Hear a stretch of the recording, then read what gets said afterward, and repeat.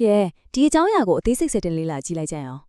ဒီနေ့သုံးသပ်သွားမယ့်အကြောင်းအရာကတော့ဘဝရဲ့ရည်မှန်းချက်ကြီးကိုတိလျှောက်တဲ့နေရာမှာပိတ်တုကပညာရှင်တယောက်ရဲ့ပုံစံချမ်းဆိုလိုတာက Architect's Blueprint ချင်းကပ်မှုနည်းလမ်းကိုသုံးပြီးမိမိကိုအသစ်ပြန်လဲပုံဖော်တည်ဆောက်မဲ့အကြောင်းပဲဖြစ်ပါတယ်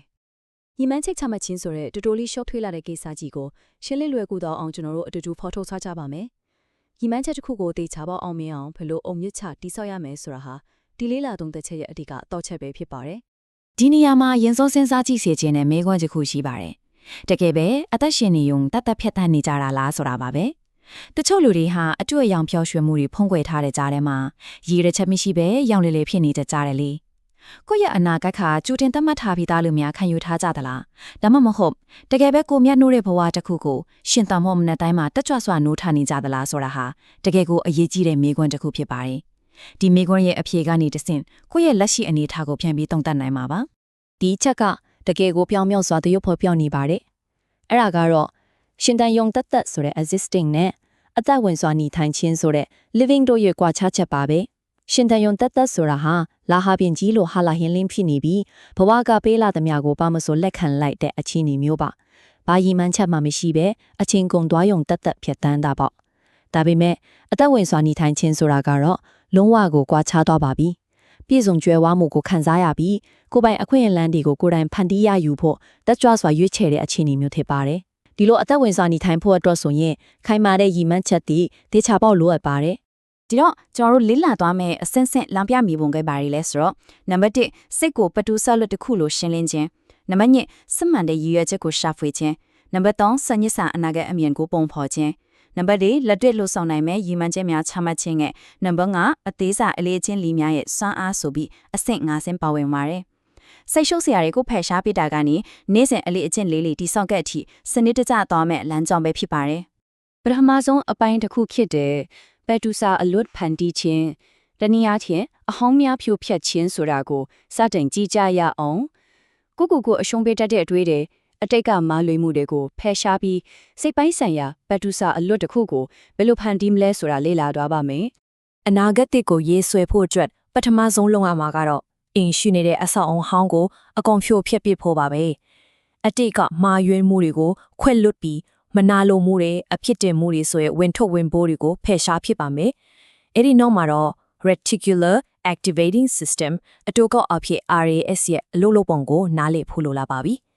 တကယ်တော့ RAS ဆိုတာမိမိရဲ့ရည်မှန်းချက်တွေပြည့်ဝစေမဲ့ယုံကြည်မှုတွေကိုမသိစိတ်ထင်အမြဲတမ်းဖြည့်ဆည်းပြီးနေတဲ့အခါကိုယ့်ပတ်ဝန်းကျင်ကအခွင့်အလမ်းတွေလူတွေနဲ့တရင်အချက်လက်တွေကိုအလိုအရောက်တတိထားမိလာစေမဲ့ Autopilot စနစ်တစ်ခုလိုဆောင်ရွက်ပေးတာဖြစ်ပါတယ်။လွယ်လည်ပြောရရင်လိုချင်တဲ့ຢာကိုအမြဲတွေးနေရင်အဲ့ဒီຢာနဲ့ပတ်သက်တာတွေချီးပဲမြစ်စီတဲ့မြင်လာတတ်တဲ့သဘောတရားပါပဲ။ဒီနေရာမှာတကယ်ကိုစိတ်ဝင်စားစရာကောင်းတာကတော့တိပတ်နေကြအချက်အလက်တွေကိုစိတ်ခံစားမှုအားကောင်းကောင်းနဲ့ပေါင်းဆက်ပေးထားတဲ့ဒေါက်တာ Maxwell Maltz ရဲ့ကောင်းလွတ်ချက်လေးပဲဖြစ်ပါတယ်။ကိုတွင်းကစိတ်ခံစားမှုအခြေအနေကိုပြောင်းလဲလိုက်တာနဲ့အနာဂတ်ရွေးချယ်မှုတွေနဲ့အောင်မြင်မှုတွေအားလုံးကိုပြတ်ထန်းပေးနိုင်တဲ့ဆိုတာကိုအလေးအနက်ပြသနေပါတယ်။အိမ်မတောင်မမဖိုးရဲ့အရာတွေကိုလုံနိုင်စွမ်းဟာမိမိရဲ့ယုံကြည်မှုတွေကိုပြောင်းလဲလိုက်တာနဲ့တပြိုင်နက်ရရှိလာမှာဖြစ်တဲ့ဆိုတာကိုကျွန်တော်တို့သေချာလေးမှတ်သားထားတင်ပါတယ်။အခုဒုတိယပိုင်းဖြစ်တဲ့စစ်မှန်ဖို့ရည်ရွယ်ချက်သို့မဟုတ်အတွင်းစိတ်ခွန်အားရှာဖွေခြင်းစီကိုဆက်သွားကြပါမယ်။အခြားသူတွေကိုသဘောကျစီဖို့တက်ချီတတ်ရည်မှန်းချက်တွေမထားဘဲကိုယ့်တဲ့တကယ်စစ်မှန်တဲ့တွန်းအားဆိုတာပါလေဆိုတာကိုဆက်ကြည့်အောင်။ရည်မှန်းချက်တွေချမှတ်တဲ့အခါအလွန်နဲ့နေပြီးကိုယ်ပိုင်ဖြစ်တဲ့စစ်မှန်တဲ့တွန်းအားချက်ခုကိုရှာဖွေဖို့ကတကယ်ကိုအရေးကြီးပါတယ်။အထက်လူကြီးအိမ်တောင်ဖက်ဒါမှမဟုတ်မိဘတွေကိုသဘောကျစေခြင်းယုံတက်နဲ့ရည်မှန်းချက်တွေမထားသင့်ပါဘူး။သူတစ်ပါးမျောလင့်ချက်တွေအတိုင်းနေထိုင်တာကတတလုံးဟာတာကြီးဖြစ်နေစေတတ်ပါတယ်။အတွင်းစိတ်ကလာတဲ့တွန်းအားနဲ့ပြန်ပမျောလင့်ချက်တွေရဲ့ကွာခြားချက်ကအလွန်ကြီးမားပါတယ်။ကိုယ်ပိုင်စန္ဒတွေနဲ့စိတ်ဝင်စားမှုတွေတဲ့တီးတန့်လှုပ်ဆောင်တဲ့အတွင်းစိတ်တွန်းအားဆိုတာဟာမစုံမနစ်တဲ့ဆရာထက်သန်မှုနဲ့အရှင်ရဟုန်ကိုအမြဲတမ်းဖန်တီးပေးပါတယ်။အခြားတစ်ဖက်မှာတော့ပြန်ပကအတင်မပြုတ်မှုကိုလိုချင်လို့ချမှတ်ထားတဲ့ရည်မှန်းချက်တွေဟာမလွဲမသွေစိတ်ပင်ပန်းနွမ်းနယ်မှုကိုဖြစ်စေပြီးစစ်မှန်တဲ့ပြည့်စုံပျော်ရွှင်မှုကိုဘယ်တော့မှမရရှိစေနိုင်ပါဘူး။ဒါဆိုရင်အပိုင်း3ဖြစ်တဲ့စနစ်စာအနာဂတ်အမြင်သို့မဟုတ်အနာဂတ်ပုံစံကြမ်းဆွဲခြင်းအဆင့်ကိုရောက်လာပါပြီ။ဒီအဆင့်မှာမိမိကိုကန့်သက်ထားမှုတွေကိုလုံးဝဖယ်ရှားပစ်ပြီ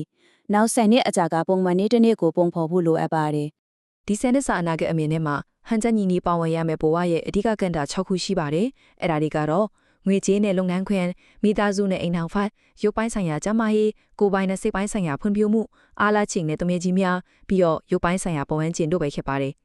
်ဒီနေရာမှာအထူးသတိချရမှာကအားလာချိန်ကဏ္ဍမှာကိုယ့်ရဲ့ခွန်အားတွေကိုစုပ်ယူတတ်တဲ့အစိုးမြင်တငယ်ချင်းတွေကိုသတိထားဖို့လိုပါတယ်ဒါပြင်ရှုပ်ပေါ်နေတဲ့ရုပ်ပိုင်းဆိုင်ရာပုံဝန်းကျင်ဟာရှုပ်ထွေးနေတဲ့စိတ်ကိုထင်ဟပ်နေတယ်ဆိုတာကိုလည်းမမေ့သင့်ပါဘူး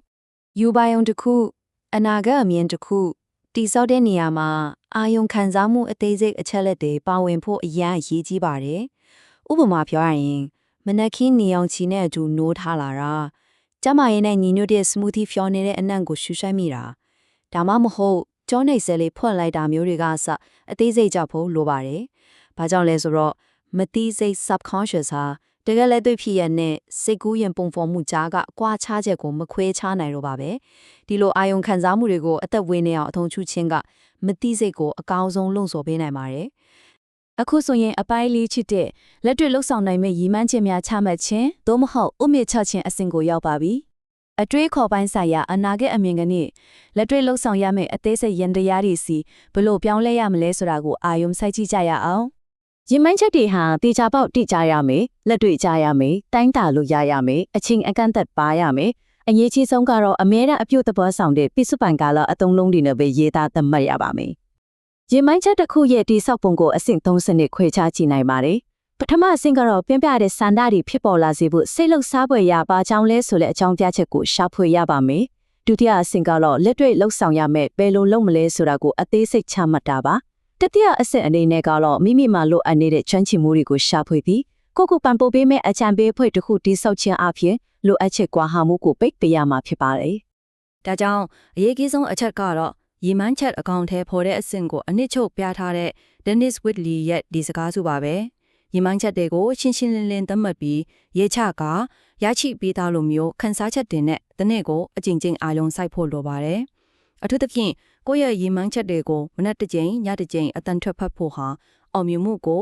autopilot စနစ်ပေါ်တင်ပေးလိုက်ဖို့အတွက်မဖြစ်မနေလုံရမယ့်အရာတစ်ခုဖြစ်တယ်ဆိုတာကိုတွေ့ရမှာပါ။နောက်ဆုံးအပိုင်း9ထိတဲ့အသေးစားအလေးအကျင့်များတော့မဟုတ်နေ့စဉ်အဟုန်ဖန်တီးခြင်းကိုရောက်ရှိလာပါပြီ။ဆယ်နှစ်စာရည်မှန်းချက်ကြီးတွေကိုအကောင့်ထဲပေါ်ဖို့တင်းငယ်တဲ့ရွေးချယ်မှုလေးတွေကဘလောက်အရေးပါသလဲဆိုတာနဲ့လူတွေဟာကိုယ့်ရဲ့ဆိုးရွားတဲ့အလေးအကျင့်တွေနဲ့ဖွဲ့စည်းထားတဲ့သူတွေမဟုတ်ဘူးဆိုတာကိုကြည့်ကြရအောင်။ကြီးမားတဲ့အလေးအကျင့်နဲ့တင်းငယ်တဲ့အလေးအကျင့်တို့ကိုနှိုင်းဆင်ကြည့်အောင်။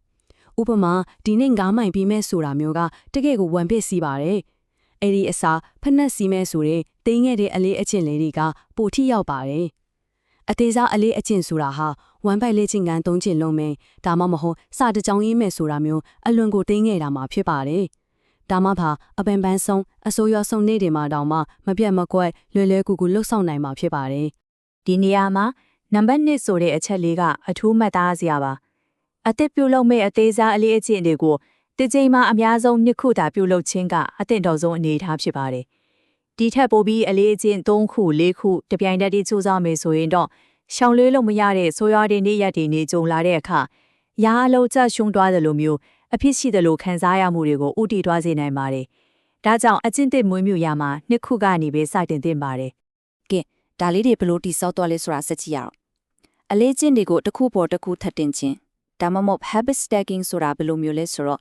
့အသစ်လုံးမဲ့အလေးကျင့်တစ်ခုကိုအလွယ်ကူစောမမိနိုင်မဲ့နည်းလမ်းကတော့လက်ရှိနေ့စဉ်လုံးနေကြအလုပ်တစ်ခုခုနဲ့အောင်မြင်စွာချိတ်ဆက်ထားလိုက်ခြင်းပဲဖြစ်ပါတယ်။မနက်နိုးတာနဲ့ရေတောက်မယ်ပြီးတာနဲ့မန်ရှင်းမှာကိုယ့်ရဲ့အနာဂတ်မြင်ကိုရွတ်စွန့်မယ်ဆိုတာမျိုးပေါ့။ရှေးပေးသားအကျင့်ပေါ်မှာအသစ်တစ်ခုကိုအလွယ်တကူစင့်တင်လိုက်တာပဲဖြစ်ပါတယ်။ညီကုန်းချုပ်အမည်နဲ့ဒီမေကုန်းလေးကိုတေချာစဉ်းစားကြည့်စေချင်ပါတယ်။နောက်နှစ်90အကြာမှာအရာရာပြည်စုံအောင်မြင်နေပြီဖြစ်တဲ့အနာဂတ်ကကိုတိုင်းနဲ့တွေ့ဆုံရမယ်လို့မြင်အောင်ကြည့်လိုက်ပါ။အဲ့ဒီအနာဂတ်ကလူကဒီနေ့မှာဘာတွေဆက်လုပ်ဖို့အကြံပေးမလဲ။နောက်ဆုံးထပ်သက်မှာနောင်တလူမချန်ရက်ဖို့နဲ့မှတ်ကြောက်တင်ကြံရက်မဲ့အမွေနဲ့တကုံကိုအခုခရဲကစတင်တီးဆောက်ဖို့တိုက်တွန်းခြင်းပါတယ်။ကိုရဲ့အနာဂတ်အတွက်လာပါရဲ့ဇလန်းကိုဒီကနေ့ကစပြီးတခြားလေးရေးဆွဲနိုင်ကြပါစေ။